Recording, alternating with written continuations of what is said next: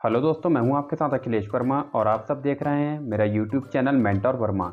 और आज के इस वीडियो में मैं स्टोरी रिकैप करने वाला हूं सोनी लिव पर रिलीज हुई वेब सीरीज महारानी के सीजन 1 का। तो चलिए दोस्तों, बिना टाइम वेस्ट किए शुरू करते हैं।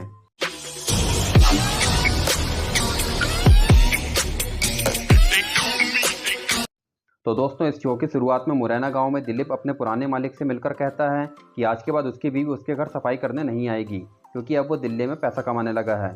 फिर दिलीप आगे कहता है कि अब से समाज में ऊंच नीच का फर्क भी खत्म होने वाला है क्योंकि प्रदेश के नए सीएम भी उनकी जाति के ही हैं। लेकिन मालिक रामशंकर को ये बात पसंद नहीं आती और वो दिलीप का मर्डर करवा देता है। फिर बिहार के सीएम भीमा भारती और उनके पीए मिश्रा जी काफ़ी टेंशन में हैं क्योंकि अब उनकी ही पार्टी के अध्यक्ष उनके ही खिलाफ बयान देने लगे हैं। लेकिन दूसरी तरफ नवीन कुमार भी सीएम भीमा भारती का तख्ता पलट करने में लगे हुए हैं। लेकिन जब नवीन को अपने ही साथी विधायक से सीएम भीमा भारती की तारीफ सुनने मिलती है तो वो उसके कपड़े उतरवा देते हैं। फिर मुरैना में दिलीप की मौत का बदला लेने के लिए लाल झंडा गैंग रामेश्वर समेत 8 लोगों को मार देती है और फिर ये केस गर्म हो जाता है और इसी का मुद्दा बनाकर नवीन अनशन में बैठ जाता है और इसी के सहारे वो सीएम भीमा भारती की सरकार गिराना चाहता है। लेकिन इसी की प्लानिंग करने के दौरान प्रेम कुमार पकड़ा जाता है और वो पुलिस को बता देता है कि ये सब भीमा भारती की सरकार गिराने के लिए खुद नवीन का ही प्लान था। जिसके बाद अपने आप को फंसता हुआ देख नवीन मीडिया के थ्रू भीमा पर इल्ज़ाम लगाता है कि ये सब उसे फंसाने के लिए सीएम भीमा भारती की ही चाल है। जिसके बाद सीएम भीमा पर छठ पूजा के दौरान हमला होता है और जैसे तैसे उनकी जान बच जाती है, लेकिन उनकी सेहत ठीक होने में 7-8 महीनों का टाइम लगेगा। जिसके कारण नवीन तख्ता पलट करने के लिए अब तैयार है और अब पार्टी के बड़े नेता भी भीमा को कुछ टाइम के लिए कुर्सी छोड़कर आराम करने की सलाह देते हैं। और फिर पार्टी की मीटिंग बुलाई जाती है जिसमें नवीन के पास भीमा के 10 और विधायक आने के बाद अब 58 विधायक हैं और भीमा के पास सिर्फ 52 विधायक हैं, यानी कि नवीन का सीएम बनना तय है। लेकिन तभी गौरीशंकर पांडे यानी कि काला नाग अपने 8 विधायकों को भीमा के साथ मिलाकर खेल पलट देता है क्योंकि भीमा ने काला नाग को सीएम बनाने का वादा किया था। लेकिन फिर बहुमत मिलने पर भीमा काला नाग को भी धोखा दे देता है और सीएम पद के लिए अपनी पत्नी रानी देवी भारती का नाम पेश कर देता है और फिर बिहार के गवर्नर रानी देवी को सीएम पद की शपथ दिलवा देते हैं और रानी देवी, जो कि एक अंगूठा छाप है, वो बिहार की सीएम बन जाती है। और ये सब होने के कारण नवीन पार्टी से अलग हो जाता है और अपोजिशन से जाकर मिल जाता है। फिर अगले दिन रानी ना चाहते हुए भी सीएम ऑफिस जाती है और पीए मिश्रा जी के बहुत समझाने पर रानी देवी सीएम का सारा काम करने के लिए राजी हो जाती है। फिर रानी देवी डीजीपी से मिलकर भीमा के हमलावरों का पता लगाने के लिए जोर देती है। फिर नवीन रानी भारती को राज्यसभा में बुलाता है ताकि वो अपना विश्वास मत साबित कर दे। लेकिन ये तो बस रानी को सबके सामने जलील करने का एक प्लान है। और फिर नवीन सबके सामने रानी को अनपढ़, गवार, बिना काम के सीएम बोलकर बेइज्जत करता है।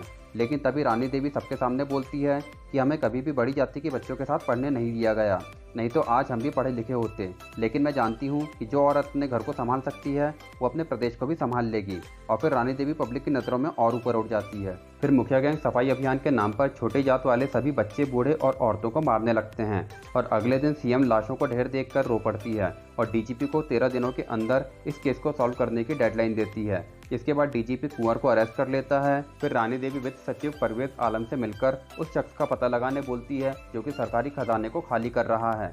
इसके बाद परवेज और उसकी असिस्टेंट अंजलि ट्रेजरी ऑफिस से सारे बिल्स चोरी कर लेते हैं। इसके बाद वो लोग ट्रेजरी ऑफिस के एम्प्लॉय छोटे लाल से पूछताछ करने जाते हैं, लेकिन वो तो फिलहाल हॉस्पिटल में एडमिट है। फिर परवेज रानी को बताता है कि रांची के ट्रेजरी ऑफिस से पिछले 8 महीनों में सिर्फ पशुपालन विभाग को ही 27 करोड़ का फंड ट्रांसफर किया गया है और बिहार में रांची जैसे 48 ट्रेजरीज हैं, यानी कि ये एक बहुत बड़ा घोटाला है। इसके बाद रानी देवी सभी डीएम्स को परवेज के साथ जांच में सहयोग करने का ऑर्डर देती है ताकि उसका पता लगाया जा सके जो कि गरीब के हक का पैसा खा रहा है। फिर रानी विधायक दिवाकर को वित्त मंत्रालय से हटाकर हेल्थ मिनिस्ट्री दे देती है और फिर वो कई डीएम्स को सस्पेंड भी करती है और कईयों का ट्रांसफर भी करवा देती है। जिसके कारण भीमा भी रानी से नाराज है और फिर परवेज पता लगा लेता है कि पिछले कुछ महीनों में पशुपालन विभाग को कुल 958 करोड़ का फंड दिया गया है और इन सब का कनेक्शन बिहार के गवर्नर तक पहुंच जाता है। और फिर पता चलता है कि काला नाग यानी कि गौरीशंकर पांडे के पीछे डीजीपी और मुखिया जी पड़ चुके हैं और काला नाग एक बाबा के पास जाता है जिसका नाम बाबा मनचंगा है। फिर बात पशुपालन मंत्री प्रेम कुमार तक पहुंच जाती है, लेकिन उसे हटाया भी नहीं जा सकता क्योंकि वो पार्टी का ही एक मंत्री है।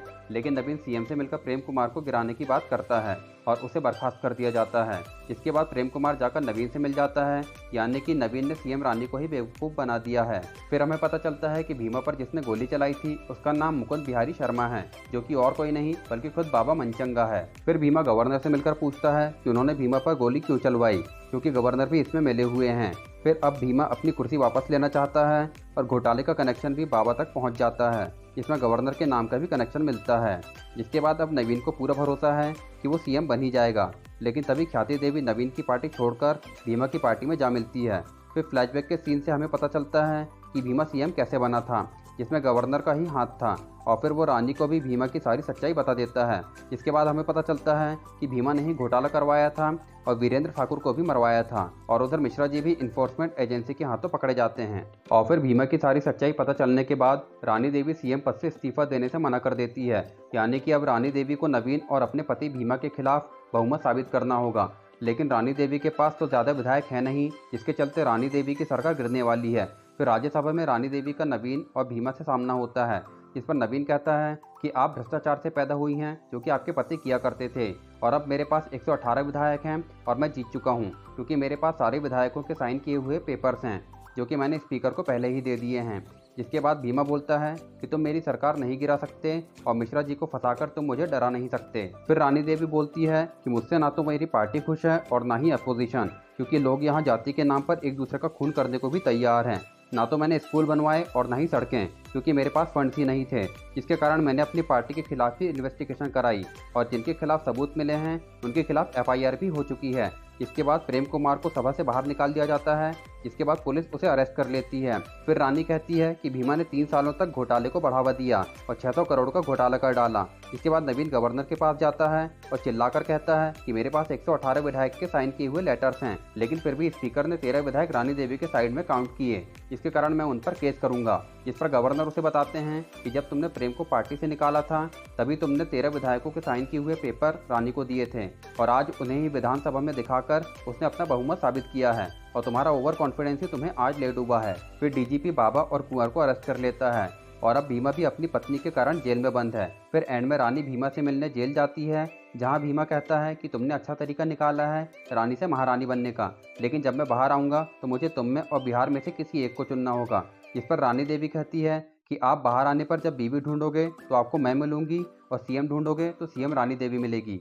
और यही महारानी का सीजन 1 खत्म हो जाता है। तो दोस्तों, आप सभी को मेरा ये वीडियो कैसा लगा आप मुझे कमेंट सेक्शन में बता सकते हैं।